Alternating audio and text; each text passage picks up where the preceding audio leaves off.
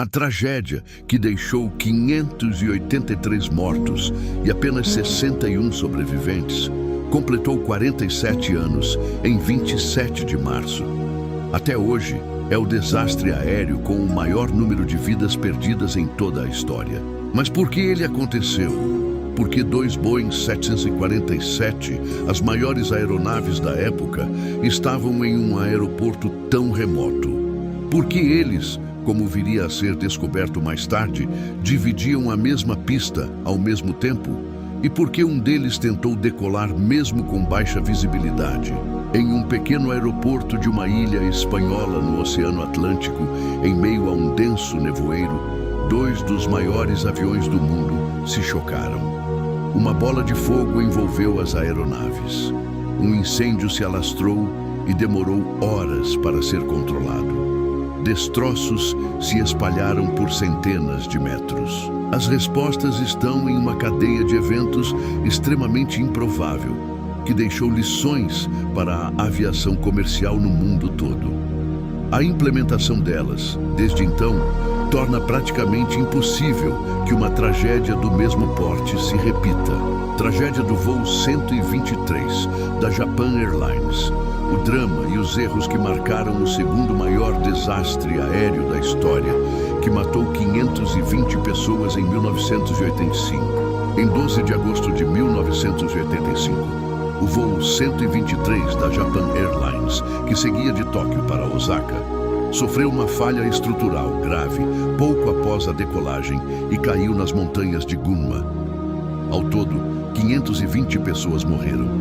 Apenas 4 passageiras sobreviveram ao pior acidente aéreo já registrado, envolvendo um único avião. O forte estrondo ouvido pelos ocupantes vinha da parte traseira da aeronave. A causa exata só seria esclarecida posteriormente. Aos 12 minutos da decolagem, o mamparo, ou antepara, de pressão traseiro, estrutura responsável por suportar a diferença de pressão entre a cabine pressurizada e a cauda não pressurizada, se rompeu. 349 mortes na Índia, o erro que causou batida no ar mais mortal da história.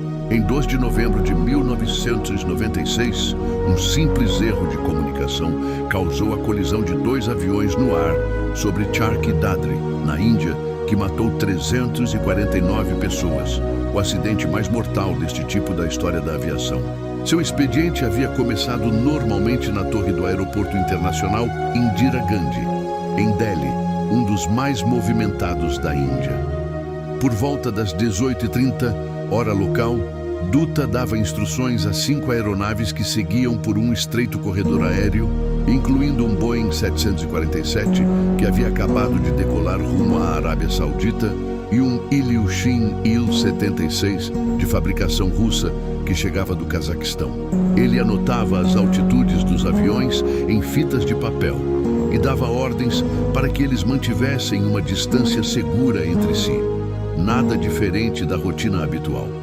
O profissional havia acabado de avisar a tripulação do Ilyushin da Kazakhstan Airlines que o Boeing passaria perto deles, quando o pior pesadelo de um controlador de voo se tornou realidade. Os 2 pontos que representavam as aeronaves sumiram subitamente de sua tela de radar.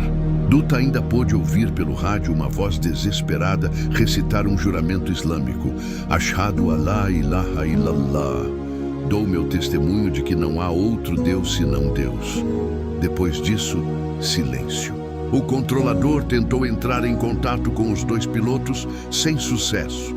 Por fim, um tripulante de um avião militar americano que estava na mesma frequência de rádio reportou uma grande explosão alaranjada, seguida por 2 bolas de fogo caindo em direção ao solo.